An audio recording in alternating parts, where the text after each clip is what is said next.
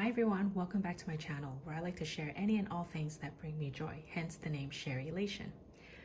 In one of my recent videos, I did a tag video that was created by Lux Purse Love, where we shared 5 everyday bags. And one of the bags I chose was this Loewe Small Puzzle Bag. And somebody had commented on the video that they didn't know that this bag can be collapsed or flattened.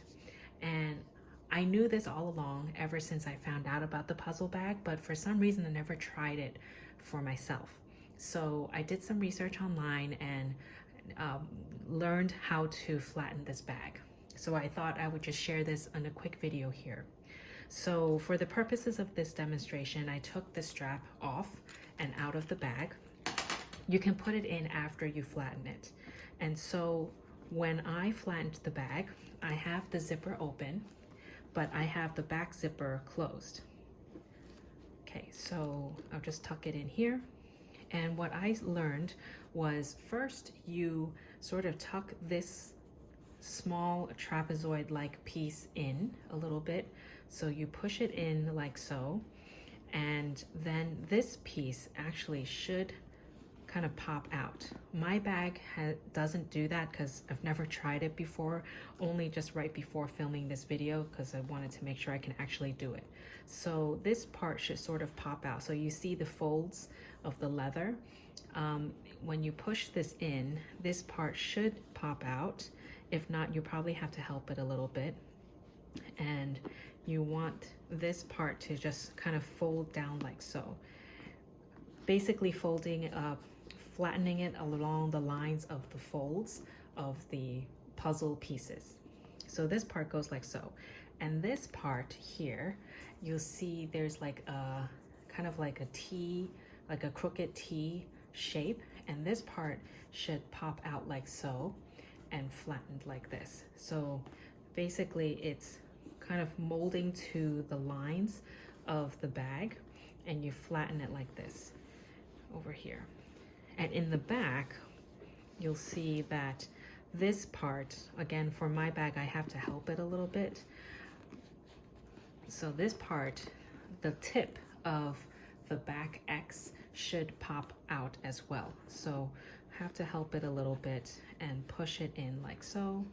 And you'll see the little tip of the back kind of starting to come out a little bit here. And as you're flattening it, you'll see that the point should kind of get a little pointier, if that makes sense.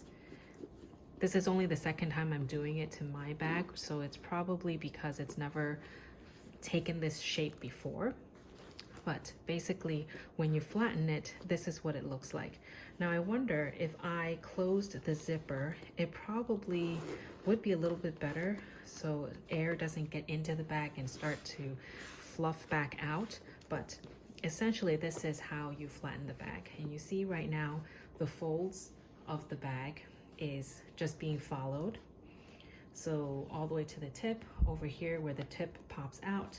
And if I take it to the back, you'll see that the point doesn't like to do it right now, but the point kind of stays out like that. So you're really folding against the folds of the bag. So I think if I did this more often, it might be a little easier, but essentially once the bag is flattened, this is what it looks like from the top, from the bottom, from the side and the other side. And you see here basically the points stick out, and this part is pointing out as well as this part. Now if I leave it like this, I think it kind of starts to want to go back up and take its shape again, but it has kind of stayed flat more or less. So you can see it does undo itself a little bit. But if I were to keep it flat and put it in the dust bag, it does save quite a bit of space in terms of storage, and it's also convenient if you want to take this bag for traveling.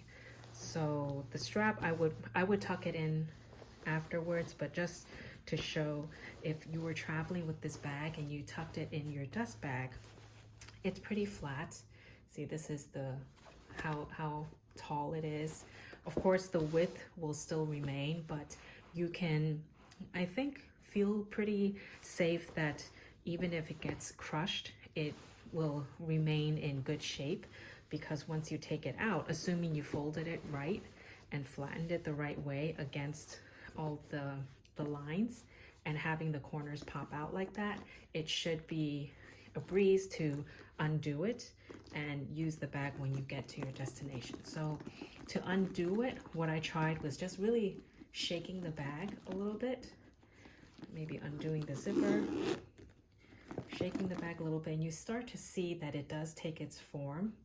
And then maybe in the back, you tuck it back in or push it back in. And this part, the corner here, you push it back in, as well as this corner.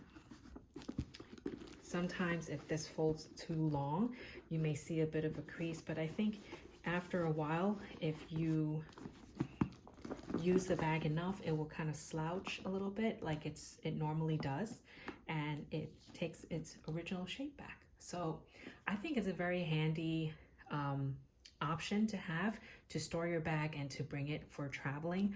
Never done it myself, but I'm glad that I did try and was able to share this with you. I hope you found this helpful and useful. So actually, let's try to tuck the strap in, and I'll just do it one more time. If you have any questions on how it worked for me, feel free to ask me in the comments down below.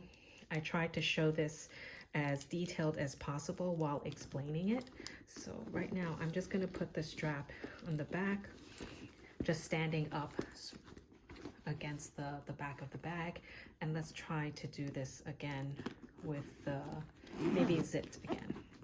Okay, so again, pinch this corner in and just start to flatten the front first, flatten it down, and then in the back on the side you try to pinch it so the corner here is popping out, and in the back is actually for my bag where I need to help it a little bit more, just so the tip is forming that little triangle, so it's pointing out.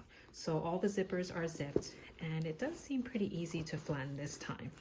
So just like so. Now the strap is inside, it's laying right in the back of the bag, so when you're flattening it, it does take up a little bit more space in terms of the height, but you know, it's not a problem, again, once you put it into the dust bag, store it, or take it for travel.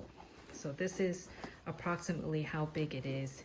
You can probably, you know, lay stuff on top of it and it wouldn't be too much of a problem.